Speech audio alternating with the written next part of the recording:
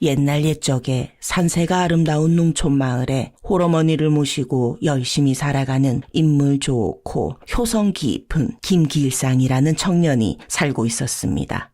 어느 날 깊은 산속으로 나무를 하러 온 길상은 절벽 끝에 위태롭게 서 있는 한 여인을 발견했습니다. 그것을 보자 그만 길상의 가슴이 철렁 내려앉지 않았겠습니까? 그래서 서둘러 절벽 위로 올라가 소리쳤습니다. 낭자, 거기서 무엇을 하려는 것입니까? 연하는 길상의 목소리에 움찔했으나 뒤돌아보지 않고 발을 내디디려 했습니다. 안 돼! 길상은 반사적으로 뛰어들어 그녀의 팔을 거머쥐었습니다. 순간적인 충격에 연하가 휘청거렸고 길상 역시 균형을 잃었지만 온 힘을 다해 버티며 연하를 자기 쪽으로 끌어당겼지요. 목숨이란 것은 하늘이 주신 것, 그리 가벼이 버릴 수 있는 것이 아닙니다. 하늘은 제 목숨 따위 신경도 쓰지 않을 것입니다. 그래도 이 깊은 산 중에서 생명부지인 제가 낭자를 발견한 것을 보아서라도 한 번쯤은 다시 생각해 보십시오. 그때 갑작스럽게 천둥 소리가 울리더니 거센 비바람이 몰아치며 두 사람은 순식간에 비에 흠뻑 젖어버렸지요. 어서 비를 피해야 합니다. 마을 창고가 근처에 있으니 우선 거기로 갑시다. 연하는 한참을 망설이다 길상과 함께 마을 어귀에 허름한 창고로 들어갔습니다. 창고 안은 습기와 먼지 냄새로 가득했습니다. 이리로 앉으시지요. 비가 멎으면 마을로 데려다 드리겠습니다. 연하는 아무 말 없이 구석에 앉았습니다.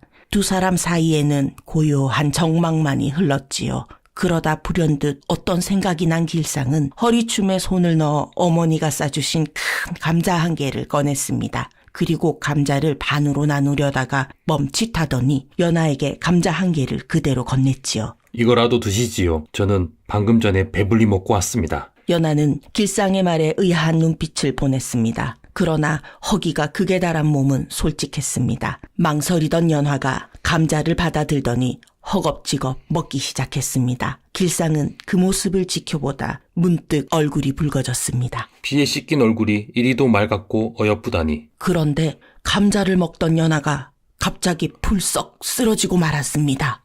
아니, 이보시오. 길상이 급히 다가가 연하의 얼굴을 살펴보니 연하의 얼굴은 얼어붙은 듯 차가웠고 숨소리는 가늘었지요. 이런, 기운이 다 쇠한 것이었구나. 길상은 그녀를 이대로 둘 수도 마을로 보내기도 어려워 당황스러웠습니다. 잠시 망설이던 길상은 결심한 듯 그녀를 업었습니다. 어머니께서 보시면 화를 내실 수도 있지만 사람 목숨이 먼저지. 길상은 빗속을 뚫고 집으로 향했습니다. 한참을 걸어 도착한 길상의 작은 초가집에서 인기척이 느껴지자 길상이 모시고 사는 홀어머니가 문을 열고 나왔습니다. 아니, 이 여인은 누구냐? 길상아, 어찌 이리 젖은 모습으로. 어머니, 이 여인은 산에서 우연히 만났습니다. 사정이 있었는데 이 여인이 죽을 지경이기에 우선 집으로 업고 왔습니다. 어서 들어오너라. 사람을 살리는 것이 먼저지. 그렇게 연하는 길상의 집에서 새로운 인연을 시작하게 되었습니다. 연하는 사흘 만에 깨어날 수 있었습니다. 연하의 미약한 신음소리를 들은 길상이 얼른 연하 곁으로 다가가 물었습니다. 정신이 드십니까? 다행입니다. 연하의 시야가 흐릿하게 흔들리더니 어렴풋이 길상의 얼굴이 보였습니다. 그리고 김씨 부인이 둘의 모습을 바라보며 말했습니다. 정말로 다행이구려. 계속 누워있으시게 아직 기운이 없을 테니 참 입고 온 옷은 너무 적고 낡았기에 내 옷으로 갈아입혔으니 놀라지 마시게나. 잠시 후 김씨 부인은 작은 밥상을 가져왔는데 그 밥상은 갓 지은 보리밥과 된장국, 무나물 그리고 장아찌 한 접시가 올라가 있는 소박한 밥상이었습니다. 그런데 불현듯 연하의 눈에서 눈물이 흘러내렸지요. 왜 그러십니까? 길상이 놀란 듯 묻자 연하는 눈물을 훔치며 말했습니다. 그저 너무 오랜만이어서요. 한때 연하에게도 양반가에서 호사스러운 음식을 먹던 시절이 있었지요. 그러나 지금 눈앞에 이 소박한 밥상이 이제껏 먹었던 그 어떤 한 끼보다 연하에게는 따뜻하고 소중했던 것입니다. 연하는 조용히 음식을 씹으며 속 깊이 퍼지는 사람의 정을 느꼈습니다. 며칠 후 길상의 집에 머무는 시간이 길어지자 연하가 서둘러 떠나려 했습니다. 사실 전 관아에 쫓기는 몸입니다. 이 집에 제가 계속 머물렀다가는 나리와 어머님께도 화를 끼칠 것입니다. 연하의 솔직한 고백에 놀라긴 했지만 곧 길상은 고개를 저었습니다. 그리 말 마십시오. 아직 몸이 온전히 낫지 않았는데 떠나서 어떻게 살아간단 말입니까? 그러니 몸이 나을 때까지만이라도 부디 이 집에 머물러 주십시오. 순간 길상의 눈빛은 한없이 간절했습니다. 연하는 더 이상 거절하지 못하고 결국 그 집에서 당분간만 지내기로 하였지요. 그런데 꽃보다 아름다운 젊은 남녀가 함께하는 시간이 많아질수록 연하와 길상은 꽃이 물들어가듯 서로를 좋아하게 되었습니다. 아니 어쩌면 길상이는 맑은 연하의 얼굴을 처음 본 순간부터 마음이 동했던 것인지도 모를 일이었지요. 어느 날 밤 둘의 마음을 눈치챈 김씨 부인은 길상을 조용히 불렀습니다. 길상아, 나는 네 마음을 안다. 어머니, 무슨 말씀이십니까?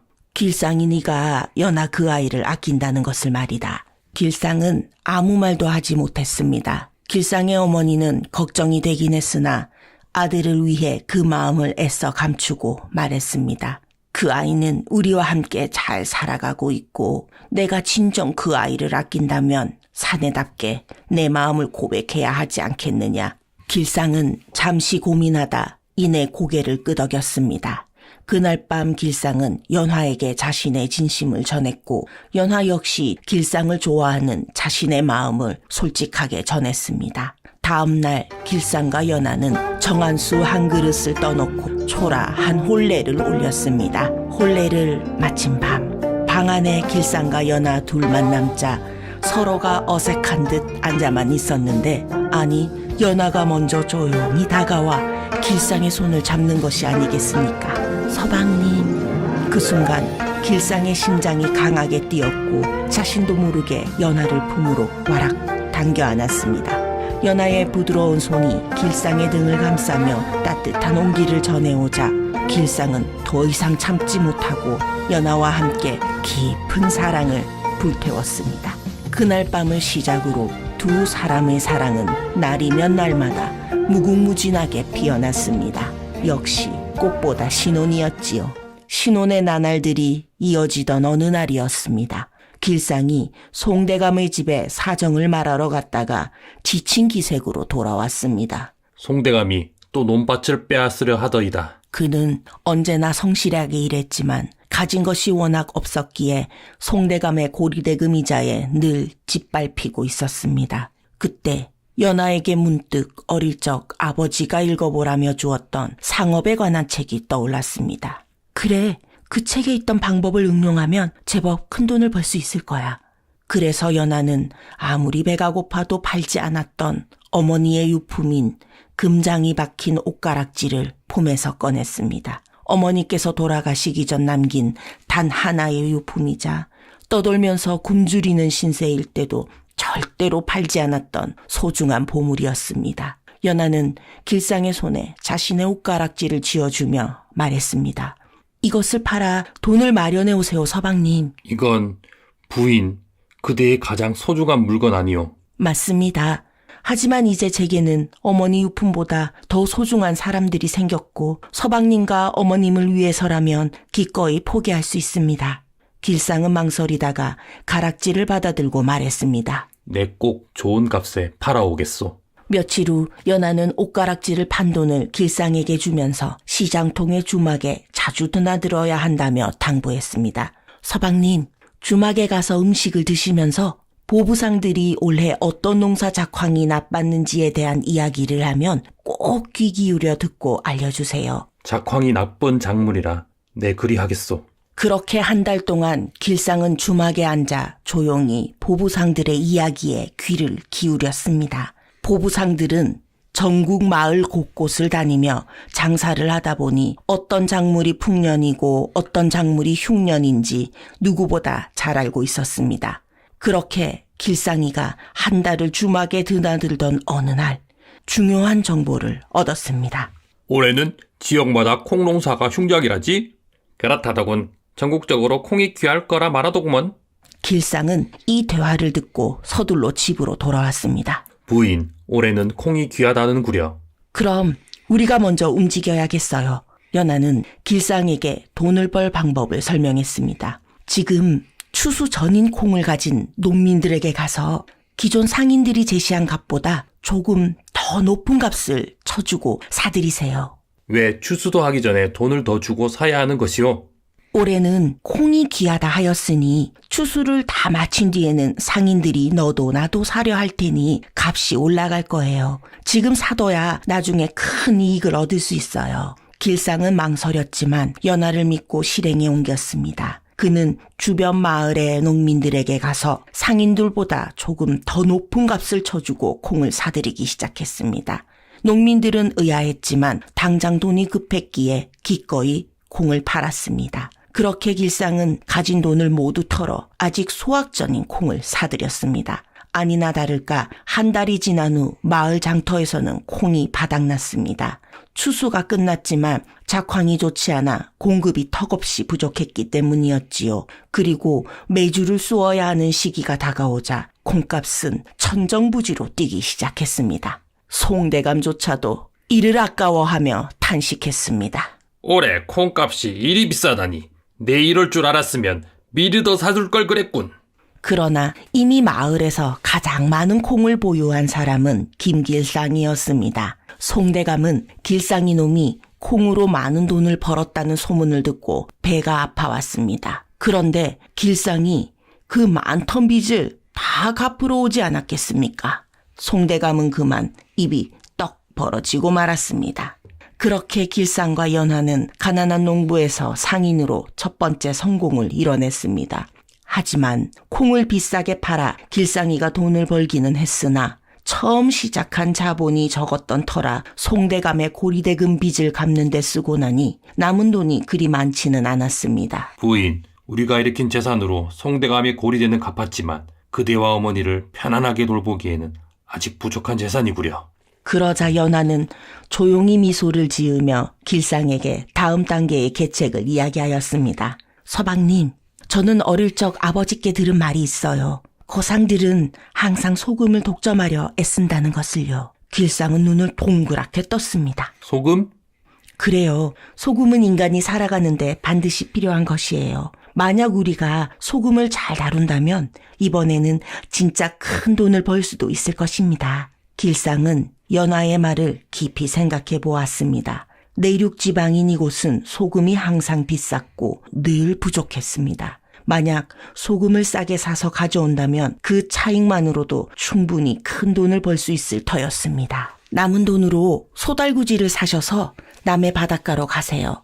염전에서 신임을 얻고 거상들이 챙기는 중간 이득금을 소규모 염전 주인들에게 돌려주는 취지로 거상들보다 조금이라도 비싼 값에 사오세요. 길상은 놀란 얼굴로 되물었습니다. 아니, 거상보다 비싸게 사오라고요? 연하는 고개를 끄덕였습니다. 네, 그래도 소금은 충분히 돈이 돼요. 거상들은 대규모의 염전에서 소금을 헐값에 거래하고 엄청난 이득을 남긴 후 그들이 직접 형성한 가격을 소금의 원가로 만들기 때문에 소규모의 염전 주인들은 울며 겨자 먹기로 따라야만 하지요. 길상은 이를 꽉 깨물고 결심했습니다.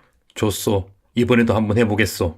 그렇게 길상은 소달구지를 사서 남해 바닷가의 염전으로 향했습니다. 소규모의 염전 주인들은 처음에는 의아했습니다. 농사꾼이 웬 소금 장사인고? 하지만 길상은 대규모 염전에 의해 매겨지는 소금의 원가보다 더 비싼 값을 주겠다고 약속하며 소금의 직거래를 통한 중간 이득금 중 일부를 그들에게 보전해 주는 것이라 설명했습니다. 처음에는 반신반의하던 염전 주인들도 길상이 정직하고 신뢰할 만한 사람이란 것을 알고 점차 그에게 소금을 납품하기 시작했습니다.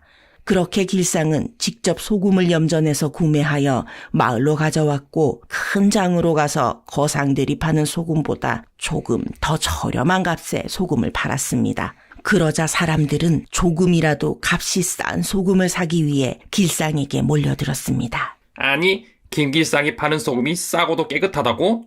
그래, 게다가 염전에서 직접 가져와 몇 달에 걸쳐 간수를 많이 뺀 소금이 아니 품질이 좋다 하더이다. 그렇게 길상은 점점 일대의 소금 유통을 장악하며 돈을 불려갔습니다.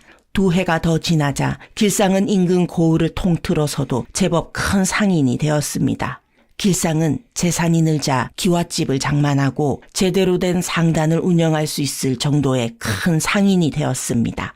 그러던 어느 날부터 마을에 기이한 소문이 돌기 시작했습니다. 길상이에게 우렁각시가 있다 카던데. 아니 어찌 그런 소문이 도는가? 예전부터 길상이 집에는 어머니가 안 계신 날에도 깨끗한 빨래가 널려 있고 밥 짓는 연기가 피어오르던데 그 시각 길상이는 밭에서 일하고 있었다 하지 않겠소? 소문은 점점 연기처럼 퍼져나갔습니다. 소문이 길상의 귀에까지 날아온 날, 길상은 안채마당에서 연하와 이야기를 나누었습니다. 길상은 연하를 지그시 바라보며 농담처럼 말했습니다. 부인, 그대가 내 우렁각시라 하더이다. 연하는 피식 웃으며 길상을 바라보았습니다. 제가 어찌 우렁각시처럼 신물이 되었단 말입니까? 마을 사람들이 말하길 나는 아내를 두고도 아내를 숨긴다 하오. 집에는 분명 여인의 손길이 닿아 있는데 그 여인을 본 사람이 없으니 이상하다 하더이다. 연하는 잠시 길상의 장난스러운 말에 미소를 지었지만 이내 고개를 숙이며 조용히 속삭였습니다. 서방님, 저는 떳떳한 부인이 될 수 없어 늘 죄송스러운 마음뿐입니다. 아, 부인, 미안하오. 그저 농으로 던진 말인데 부인에게 상처가 될 수 있겠구려. 연하는 떨리는 목소리로 대답했습니다. 지금 이 순간에도 저를 쫓는 사람이 있을지 모릅니다. 제가 서방님의 댁에 숨어 산다는 것이 알려진다면 서방님과 어머님까지 위험해지실 수도 있기에 저는 늘 마음이 불편합니다. 길상은 조용히 연하의 손을 잡고 말했습니다. 연화, 그대가 내 곁에 있어주는 것만으로도 나는 넘치도록 행복하오. 연하의 눈가에 눈물이 맺혔습니다. 연하는 우렁각시처럼 숨어 살아야 하는 자신의 신세가 한탄스럽고 세상이 원망스러웠지만 길상의 위로 덕에 큰 위안을 얻을 수 있었습니다. 그렇게 두 사람의 사랑은 더욱 깊어졌습니다. 그런데 송대감만은 여전히 길상의 성공을 인정할 수 없었습니다. 오히려 길상의 성공에 질투와 시기심으로 가득 차 속에서는 천불이 나고 있었습니다. 불행하게도 길상과 연하가 우렁각시 이야기를 하며 뜰에 있던 날, 송대감이 길상의 기와집 담장 너머로 둘이 대화를 나누는 장면을 목격하고 말았습니다. 송대감은 두 사람의 모습을 보며 이상한 생각이 들었습니다. 그리고 최대한 티가 나지 않게 연하를 오랫동안 자세히 바라보았습니다.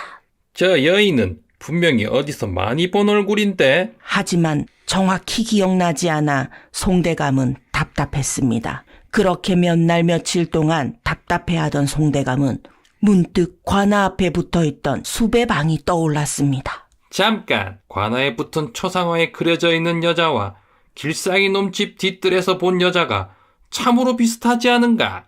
송대감은 의심에 이어 확신이 들기 시작했고 직접 확인을 하기 위해 사또를 찾아가기로 결심했습니다. 송대감이 관아 앞에 도착했을 때 한쪽 벽에 커다란 방이 붙어 있는 것을 보았는데 아니 정말 연하의 얼굴과 꼭 닮은 여인의 초상화가 그려져 있지 않겠습니까? 이 여인을 본 사람은 즉시 관아로 알릴 것.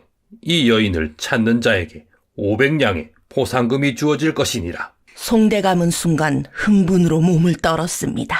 하하, 김길상이 숨겨둔 여자가 관아의 방에 붙은 죄인이라? 혹시 도망노비인 것인가? 송대감은 그 사실을 알아낸 후 곧장 사또를 찾아가 일렀습니다. 사또, 제가 아주 중요한 정보를 가져왔습니다. 무슨 일이십니까, 대감? 송대감은 흐뭇한 미소를 지으며 사또에게 말했습니다. 김길상의 집에 이 방이 붙은 여인이 살고 있는 것 같습니다. 사또는 눈이 휘둥그레졌습니다. 정녕 확실한 것입니까? 예, 제가 직접 보았지요. 길상이 몰래 숨겨놓은 여인이 바로 이 여인과 똑같소이다. 사또는 잠시 생각하더니 이내 결심한 듯 단호하게 외쳤습니다. 포졸들을 불러라. 거상 김길상 집으로 간다. 송대감은 더할 나위 없이 흡족한 미소를 지으며 생각했습니다. 이제 길상이 내놈도 끝이구나. 이제야 내가 발 뻗고 자겠구나.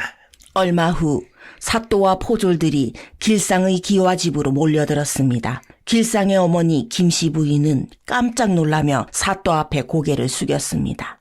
아니 사또나리 어인일이십니까? 사또는 잠옷 진지한 목소리로 말했습니다. 이 집에 숨겨둔 처자가 있다 하지요. 김씨 부인은 순간 당황했지만 단호한 표정으로 대답했습니다. 우리 집에는 숨겨진 처녀 따위 없습니다. 그러자 사또는 관아에서 가져온 연하의 초상화를 펼쳐 보이며 말했습니다. 이 여인이 진정 이곳에 없다는 말입니까? 그렇다면 제가 집안 곳곳을 확인해봐도 괜찮겠지요? 같은 시각 집안의 하인 한 명이 길상의 창고로 찾아와 집안에 사또가 찾아온 사실을 길상에게 알렸고 길상은 얼굴이 창백해지며 황급히 집으로 달려왔습니다. 하지만 길상이 집에 도착했을 때 연하는 이미 사또 앞에 스스로 나와 서 있었습니다. 연하는 조용히 사또 앞에 가서 말했습니다.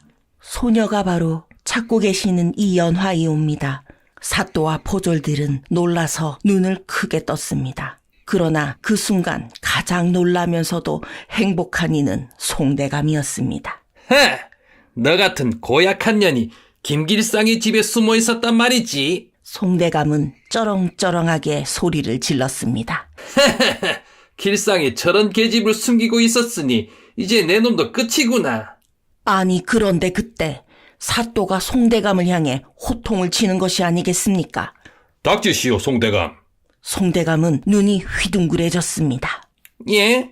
사또 무슨 말씀이십니까? 사또는 진중한 표정으로 연하를 바라보았습니다. 연하 씨, 아씨는 더 이상 도망노비가 아니십니다. 오히려 아씨를 찾고 있던 사람은 궁에 있사옵니다. 연하는 순간 말을 잇지 못했습니다. 무슨 말씀이시옵니까? 사또는 깊이 한숨을 쉬며 말했습니다. 이미 아씨의 아버지와 오라비들은 억울하게 돌아가셨지만 얼마 전 그분들이 목숨을 걸고 지키셨던 세자께서 보위에 오르셨습니다. 연하의 눈에서 눈물이 흘렀습니다. 아버님께서 억울한 누명을 뒤집어 쓰시면서도 지키셨던 세자 저하께 없어 드디어. 사또는 고개를 끄덕였습니다. 송대감은 그제야 자신이 어마어마한 실수를 했다는 것을 깨달았습니다. 그는 입을 벌린 채 얼굴이 하얗게 질려버렸습니다. 연하는 흐르는 눈물을 닦으며 놀란 길상을 바라보았습니다. 길상은 묵묵히 연하를 바라보며 천천히 연하의 손을 잡았습니다. 연하, 드디어 그대가 억울함에서 벗어나게 되었소. 그 후 나라에서 연하의 신분 복권을 정식으로 선언하게 되었고 연하는 이제 당당하게 길상의 아내로 살아갈 수 있게 되었습니다. 훗날에도 두 사람은 자식도 많이 낳고 오래오래 행복하게 살았다고 합니다. 권세를 누리던 양반가의 딸에서 하루아침에 관노비가 되고 이후 도망자의 삶을 살아가던 거지처녀 이연화가 시댁을 엄청난 거상의 집안으로 만들고 후에 복권되어 다시 양반의 신분을 회복하기까지 이 롤러코스터보다 더 울렁거리는 이야기를 이제 마치려고 합니다. 아참, 송대감은 어찌 되었냐고요? 탐욕과 악행으로 농민들을 착취하고 연하를 무고했던 송대감. 그동안의 악행들이 모두 밝혀져 유배형을 선고받고 외딴 섬에서 노동하며 평생을 속죄하다 쓸쓸히 몰락하였다고 합니다. 긴 이야기 들어주셔서 너무나 감사드립니다. 여러분의 구독과 좋아요는 저희들에게 큰 힘이 됩니다.